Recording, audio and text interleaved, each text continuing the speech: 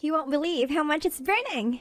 In a message that seemed like someone else's problem, Lisa, my sister-in-law, sent an image of a house engulfed in flames. Our house. Why can't you even laugh about this? You've set someone's home on fire! Lisa, this is crossing a line! From the looks of it, Lisa had been drinking again. The photo she sent showed a house blazing up in flames.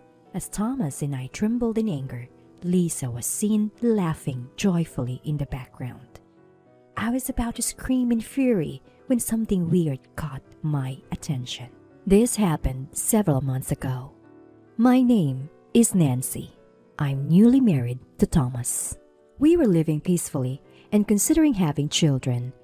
After a premarital health check, we found out that it would be difficult for me to conceive. I was scared. Thomas might resent me, but he assured me a life with just the two of us will be fulfilling too. And I was moved to tears.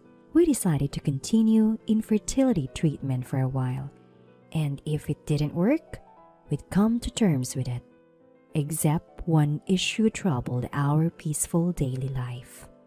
That issue was Lisa, Thomas' sister. Lisa is 3 years older than me and is Thomas' sister. While Thomas is incredibly earnest, Lisa is quite the free spirit. Her personality was the cause of their downfall. Lisa, whom I've never met, got divorced. Now, she's living with her parents-in-law near our house along with her 2 kids. Since their house is close to ours, we occasionally go out to eat together or share some homemade dishes. But every time Lisa sees me, she makes snide comments. My husband Thomas had told his parents that I have fertility issues. It was out of concern for me, so I wouldn't be constantly questioned about grandchildren. His parents are very kind people. My mother-in-law, Margaret, even said, "I've heard fertility treatments are tough. Don't push yourself too hard."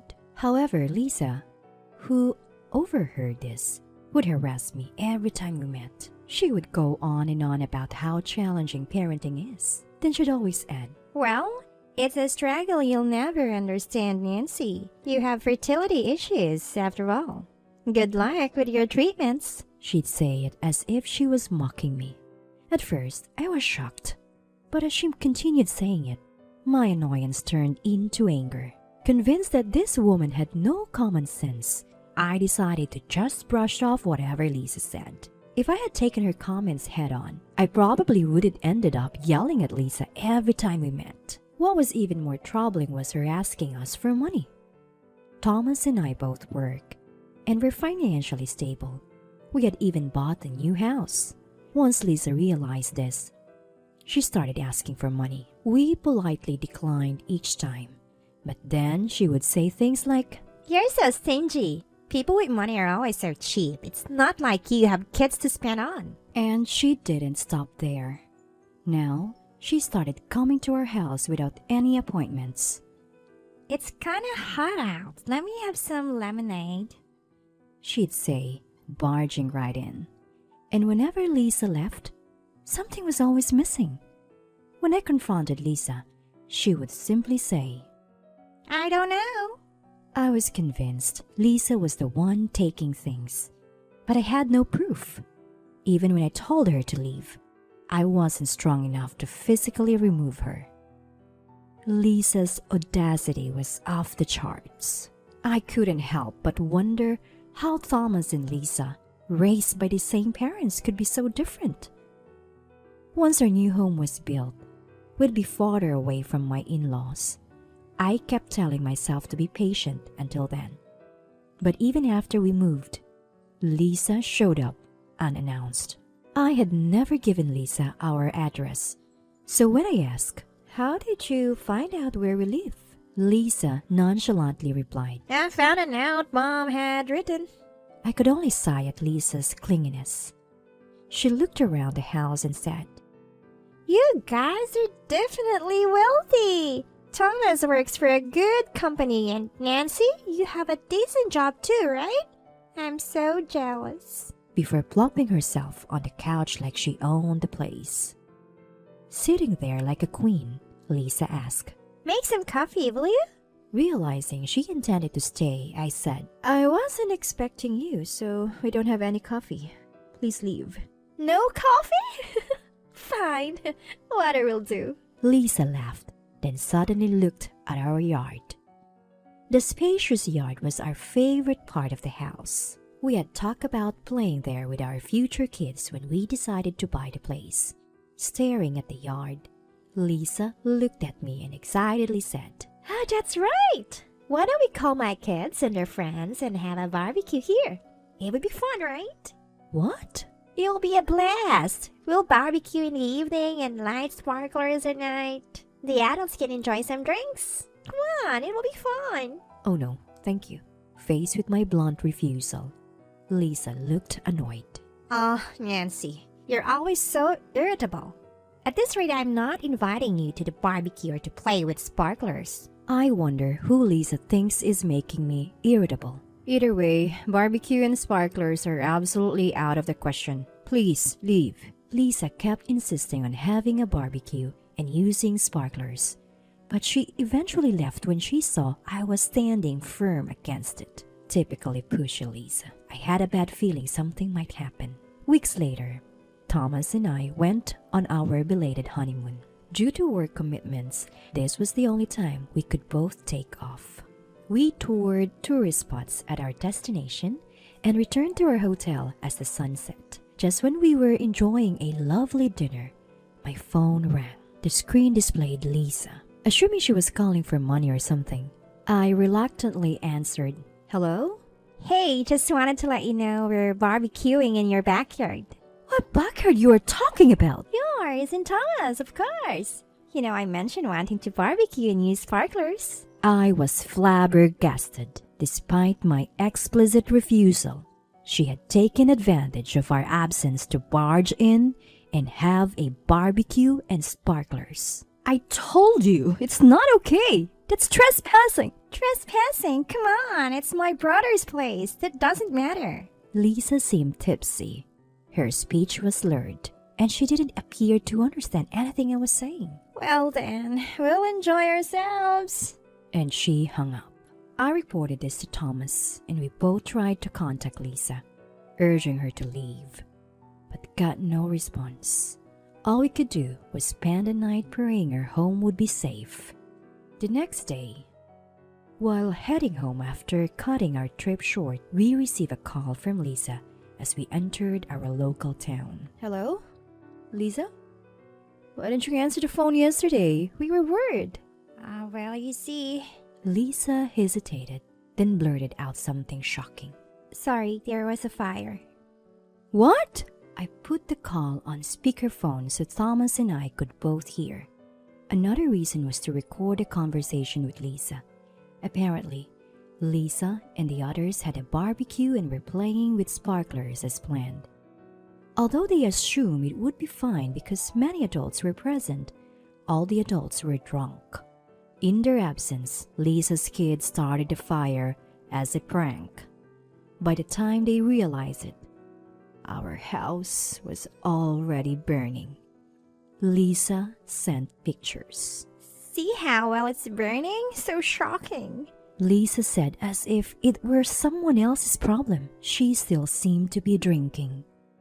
How can you laugh about this? You burned down someone's home! Lisa, this is beyond acceptable.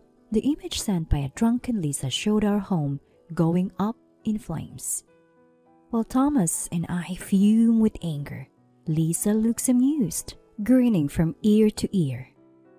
I'm about to let out a yell when something odd occurs to me.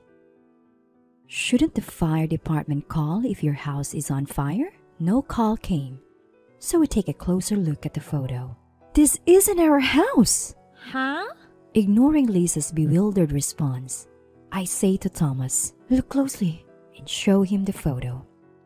Thomas examines the photo and mutters, You're right. No way, I definitely went into your house. Are you sure you didn't mix it up? Like, not checking the house number sign? At this, Lisa climbs up. Our neighborhood has houses that look similar. Lisa has only been to our house once. Chances are, Lisa broke into our neighbor's house by mistake. At this dreadful thought, not just Thomas and I, but even Lisa goes silent for a moment. What should I do? This is a joke, right? It's no joke. We don't have that tree in our yard. I'm pretty sure it's the neighbor's house. Oh no. Am I going to get arrested? Ignoring Lisa's panic rumbles, we hang up and rush home to verify the facts. When we get home, sure enough, our house is intact while the neighbor's is burned to the ground. Our neighbors look distressed. Seeing us, they hurry over and apologize. They think their house was deliberately set on fire. They were away on a trip and rushed back home after receiving a call from the fire department. As I'm about to mention Lisa, her car screeches to a halt in front of our house. She pulls us aside and pleads, If you guys keep quiet, no one will know. Don't say anything to the neighbors. Having a family member arrested would be embarrassing for you and Thomas. Just keep quiet and it won't come out. Thomas and I lock eyes. We both nod firmly and grab Lisa's arms, presenting her to the neighbors. The arsonist is this woman's child. Why would you say that? There's no proof. We have proof, Thomas says, pulling out his mobile phone. We had not only listened to Lisa's call on speakerphone, but also recorded it. We never imagined the recording would serve as evidence for arson. Lisa had even mentioned she'd been drinking, implicating her for DUI. The recording clearly revealed that her child set the fire, constituting solid evidence. The neighbors' faces turn red with rage. A flustered Lisa tries to deny.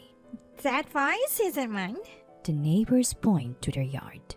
We have security cameras in our yard. Even if you deny it, evidence will emerge. You'll pay for this. As they declare this, Lisa collapses, power draining from her body, and starts crying loudly, but without ever apologizing until the end. After that incident, Lisa was taken away by the police that our neighbors had called.